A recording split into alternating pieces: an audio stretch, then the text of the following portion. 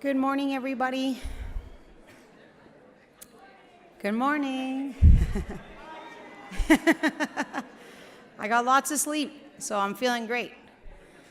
I just want to start the day here, and we're going to start it in one of the most beautiful ways possible.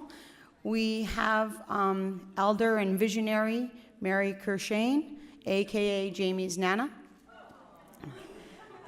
Not only is she a wonderful and warm and amazing person to just be around, she just makes your heart feel good. And all of the kids that she's taught over her long career, I've met so many of them, and they talk so highly of Mary, and she's had such a huge impact here in the city of Winnipeg and beyond. So it is a real honor and pleasure, as always, to have Mary start us off.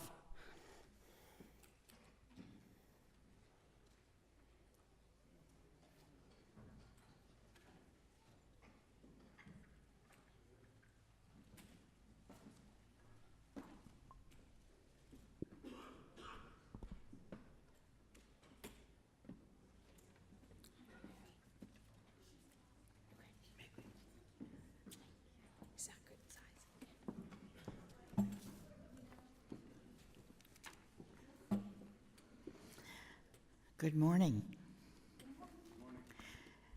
As I was sitting there looking at the podium and wondering, I thought, oh my, it looks like a big, tall podium. And I had visions that only my head will be showing.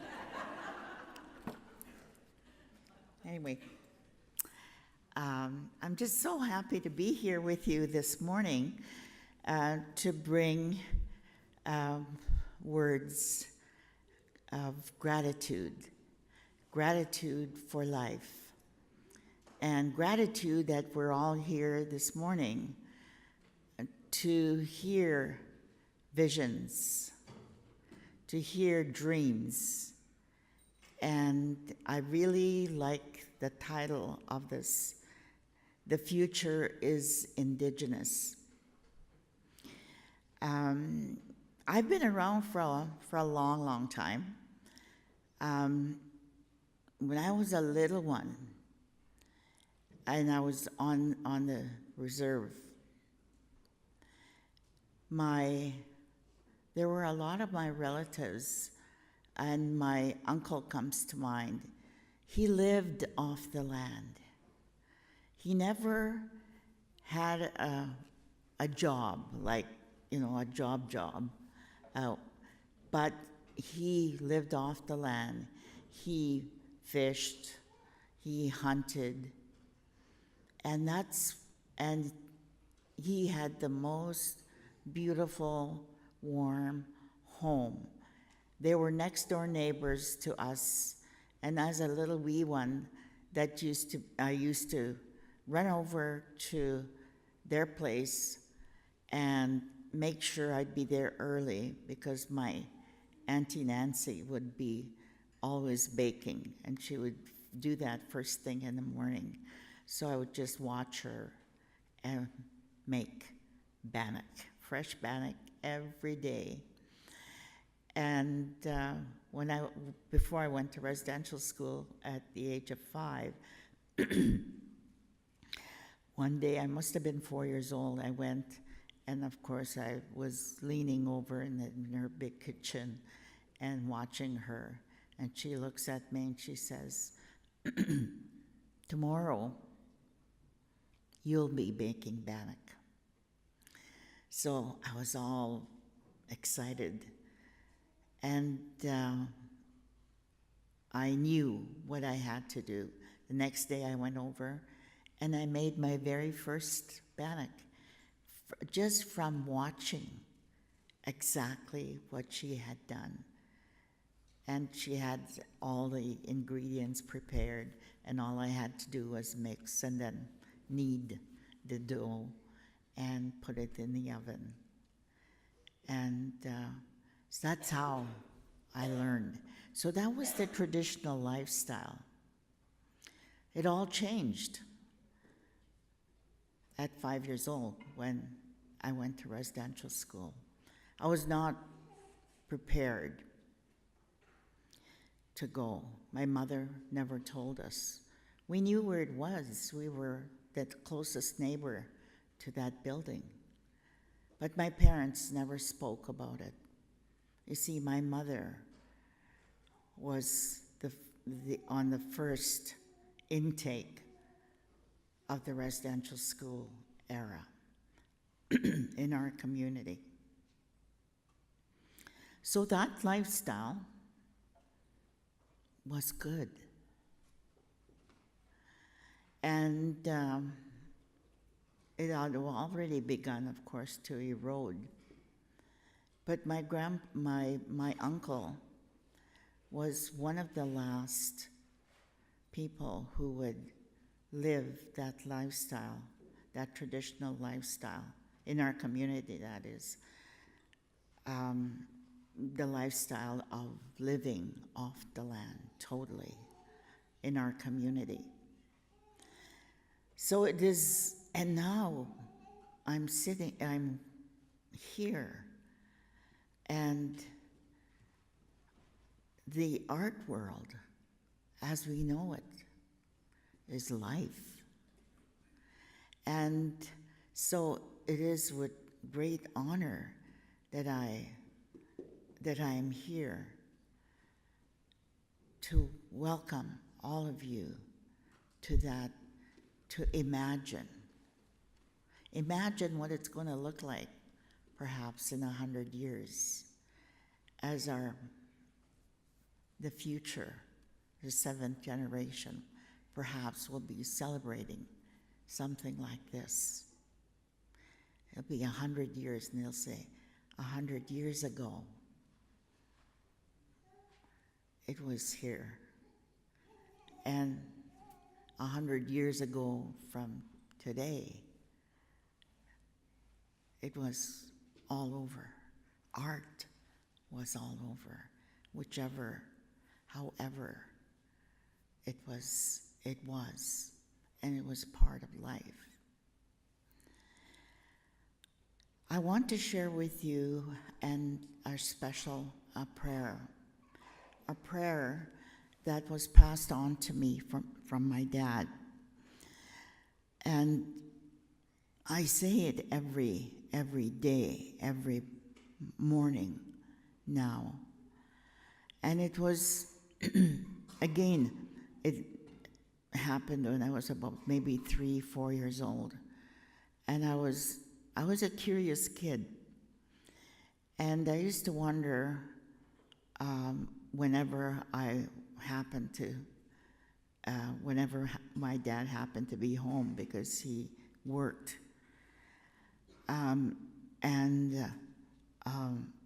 One day I watched him going out yet again. So I'm looking at him, and he's outside, and he's doing this, and he's had his arms in the air. And so I go and ask my mom, what's he doing? Of course, everything was in the language. Anin kamigizit baba. And she says, well, I'm going to go and ask him, what is my dad doing outside? And she said, go and ask him. So I went outside, I had permission to go outside.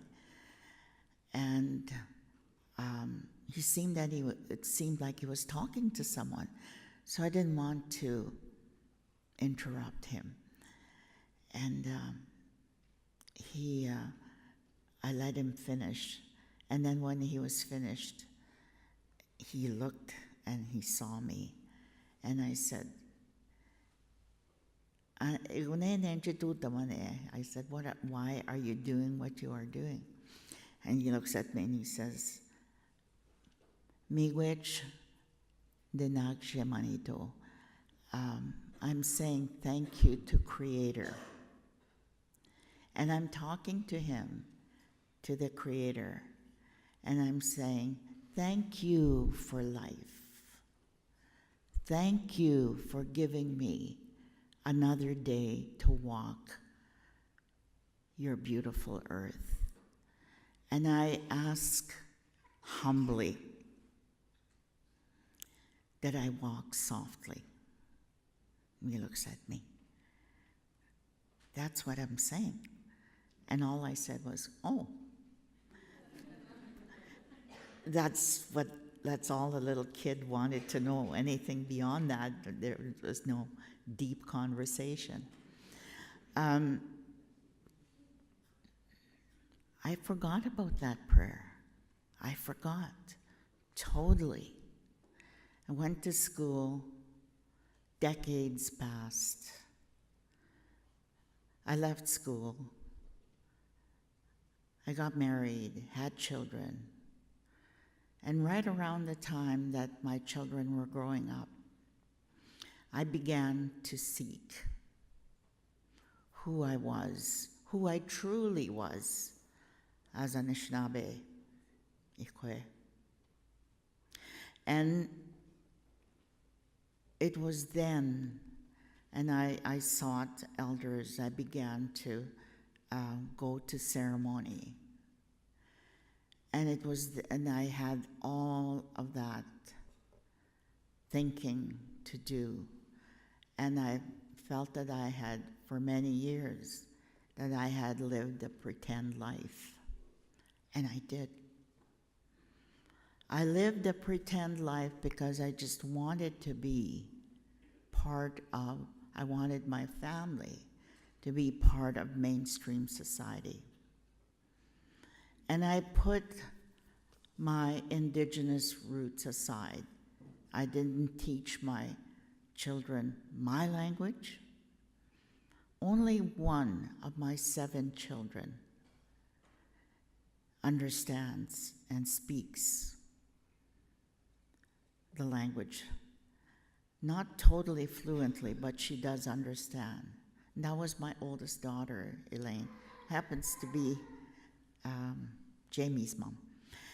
And she understood the language because she had her grandpa, my dad, for 7 years before he passed on.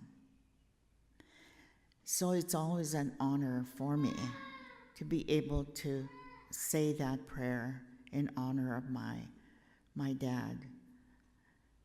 It was then that prayer had come to me. So I want to share it with you. So if you wouldn't mind standing for 2 minutes, a couple minutes.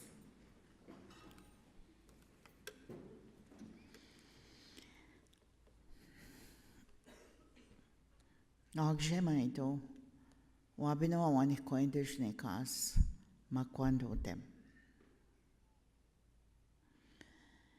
Jemanito ngamach tonawe akawe miigwech chiketwan miigwech chiketwat umagay hawat miigwech ndikito menig jemanito pimadi sivenonja miigwech kaegitigo abiting mena Emisiang making chipmusayang. Baksenda mendash gemahito anegach chipmusayang. Nimishom sinanik gokumenanik. Weekenda nawa wino. Wegunene minupimadisen. Midashiwe pekusenda mang gemahito. Kaya ni nawent, chicken the mang. Kung again na bangi. Higuanain minupimatis rin, kagita moat. Chimanachit yang, anegach, chipmusayang umaking. Chimanach tuwang kinagego, miwe. Ngitimagisimen dash kshemanito. Ngitimagisimen. Kendas yang.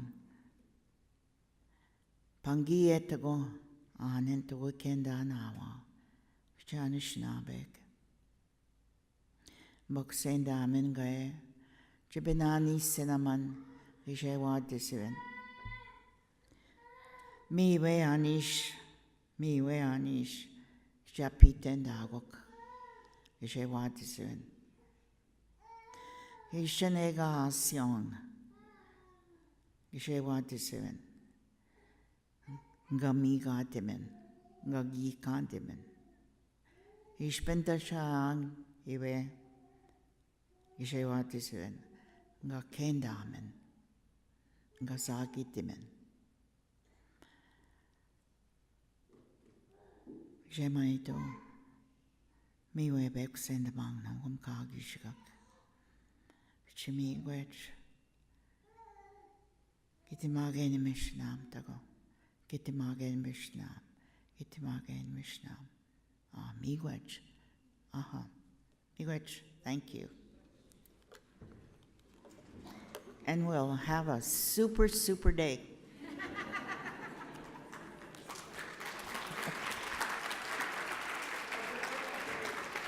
On this side. Oh, on this side.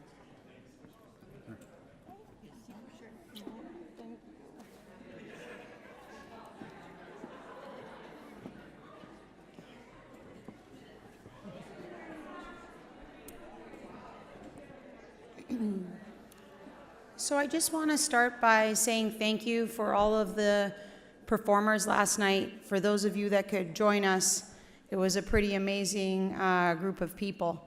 I know last night when my kids had danced their little feet off, especially the smallest one, and I put her to bed, and she had fallen asleep in the car. And when I scooped her up, I could just smell the beautiful medicine of sage. And that's thanks to Cheryl and Joseph. Thank you for doing your beautiful performance, Light TP.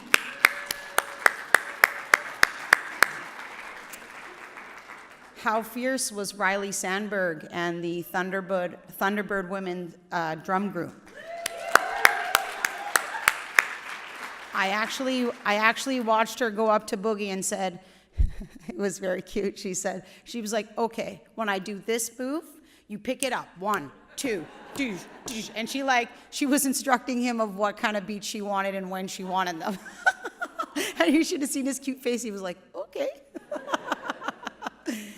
And then next was the Spence Tradition, which was an amazing intergenerational Métis fiddle group. And oh my God, he was hilarious.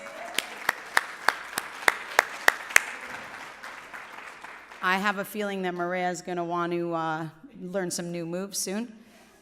And next up was Tara Williamson. She was also beautiful. What an amazing range of talent. That's what I will say there, Tara. That was awesome. Oh, yeah, Nikki. Thank you. I was going to get there, but I was afraid to pronounce her last name. Nikki and her daughters were amazing. And the range of throat singing that she was able to perform, it was like there were 3 different people in the room, and her presence and the way she commanded the stage was incredible. And then we had Shanley Spence, who just was an amazing, incredible hoop dancer. She was beautiful, and her energy was excellent, and she gave us a nice teaching about the hoop dancing. So, round of applause. And we can't forget our fearless Boogie the Beat. He kept us in some nice tunes all night. He will also be performing at Urban Shaman tonight at 8 p.m. as part of the opening event at Urban. I also want to tell you, Evan, is it okay if we flip back to not Julie? Just to that one. I also want to say that we are live streaming. We have an amazing team from Montreal that's here live streaming everything for people who cannot be with us. It's on there, I think. I can't see it. Anyways, it's definitely running, and there's been definitely some feedback, and people are watching, so that's awesome. Also, too, within the next month, we will have it available on the IIF AbTeC website for everybody, and we'll definitely get Duke's amazing talk on there as well. I feel like there was one more thing I was supposed to say. Anyways, maybe it will come to me later. I do want to now introduce a friend and a colleague who's been on a very different journey since meeting me and Jamie. I want to introduce Dr. Stephen Borys, our director and CEO here at the Winnipeg Art Gallery. Is he here? There he is.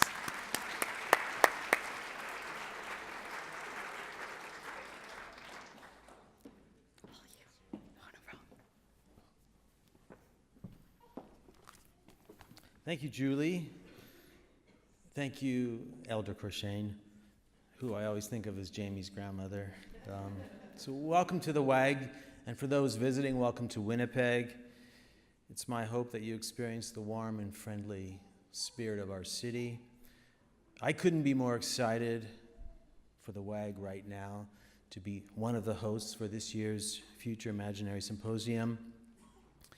Big congrats, thank you to Julie, to Jason Edward Lewis, the rest of the team at Initiative for Indigenous Futures, and all of the organizations and individuals who are making this amazing gathering possible. Shout out to Canada Council. I know Sylvie Joubert is with us today. Steve Loft, two of my supporters and counselors through this journey. Last night I got home and my son asked me where I was, simply by that powerful fragrance that filled our house. When I told him, he knew exactly what it was all about. This morning I wrapped my scarf and the fragrance was slightly sweeter from last night's light teepee. And that thought has stayed with me when I think of the WAG right now. People often ask me, what has changed about the gallery? It's not always easy to pinpoint one or two things, but I usually talk about three actions. I talk about engagement, I talk about the welcome, and I talk about the invitation, but not in that order, because I've come to realize you can't engage people unless they're welcome, and you can't welcome them unless they're invited. So it's about the invitation, what we are saying, what we are offering, what we're doing, reconsidering what is the value proposition that we offer here at the WAG, and who is offering the invitation. Well, this morning, yesterday, through this week, it became clear to me what has changed. You are here. Julie and Jamie gave you the invitation to come here, and you've accepted that invitation. Yes, the WAG has changed. It will continue to change, and we will invite, welcome, and engage with the entire community, with the whole community. And we, the staff here, we have also changed. Julie and Jamie have changed me as a director, as a curator, as a member of this community, as a human being. I often think of them as shifting that moral compass here. Well, I just call Julie my moral compass. When I interviewed Julie, when I was part of that interview process for the chair, at some point during one of the dinners, she turned to me quietly and said she was going to rule. Well, she hadn't been hired, that didn't matter. Well, in a way, Julie's reign has begun, and it's remarkably benevolent, and it's marked by generosity, kindness, intelligence, compassion, but do not stand in her way.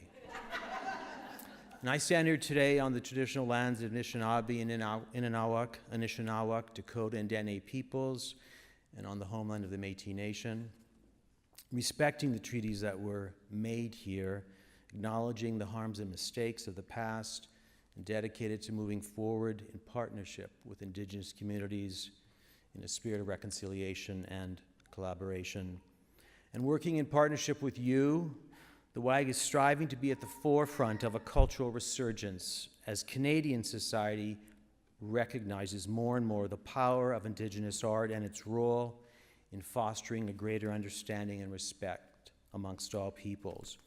Looking to the past here at the WAG, in '72, we distinguished ourselves by becoming the first public art gallery in Canada to present an exclusively contemporary Indigenous exhibition. It featured the work of Daphne Ojig, Alex Janvier, and Jackson Beardy. And that exhibition in 2014, a really nice bookend. There was another critical exhibition entitled 7 Professional Native Indian Artists Incorporated. And that was curated by Michelle Lavallee, who is with us today. Along with the exhibitions, the programs and events supporting Indigenous art and culture, several recent initiatives here at the WAG, several recent appointments have strengthened the foundation of this momentum. And many of these respond directly to the calls to action of the Truth and Reconciliation Commission. In 2012, we established an Inuit Art Task Force as part of the planning for the Inuit Arts Center. The following year, artist and educator Diane LaFernaise was hired to lead the studio programs. In 2015, the WAG and the University of Winnipeg announced Dr. Julie Nagam as chair in the history of Indigenous art in North America. The first of its kind in Canada, this position involves research, teaching at the university, curatorial and exhibition work here at the WAG. And that same year, the WAG named Jamie Isaac as the gallery's Aboriginal curatorial resident, which was supported by the Canada Council for the Arts. And I remember Steve Loff asking me, are you going to do this again where you accept our funds for 2 years and then don't do anything about it? And we did that once before, and I told Steve we would not follow that example. So after her 2-year residency, Jamie was named the WAG's new Curator of Indigenous and Contemporary Art.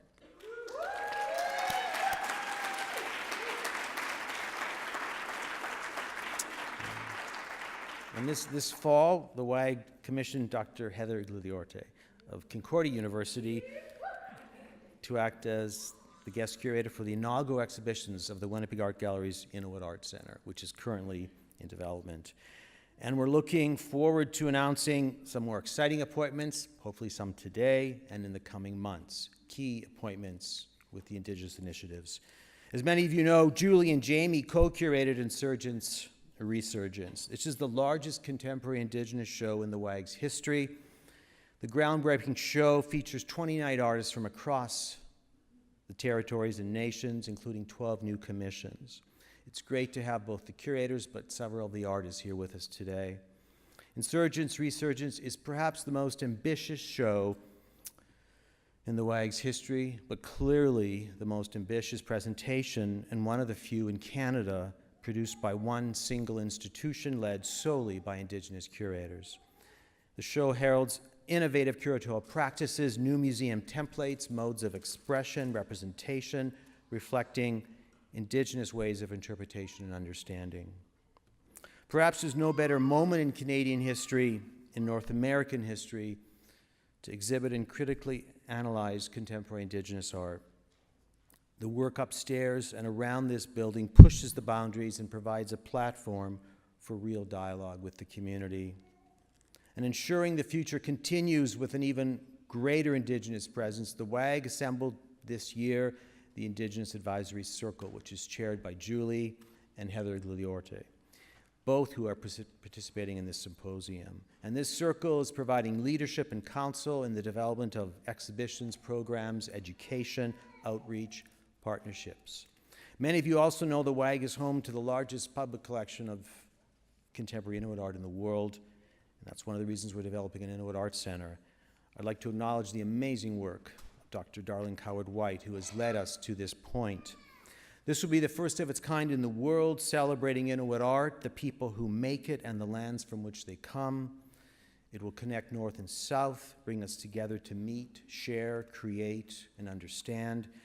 And it will be an opportunity for us to stride forward together through art, storytelling, with the Inuit leading the way, standing as the first and the strongest voice. We know our city is home to the largest urban population of Indigenous people in Canada. And what does the future look like? What role does art play? What is the role of the Art Museum? Each day, as curators and educators like Julie, Jamie, Heather, Diane, and others lead the way at the WAG, we learn more and more about our roles, our responsibilities, and the opportunities. Amazing potential to make a difference in people's lives across communities. And what really matters is an inclusive future for all, and that's what we're striving to do here at the WAG. So thank you for inviting me to participate, and welcome.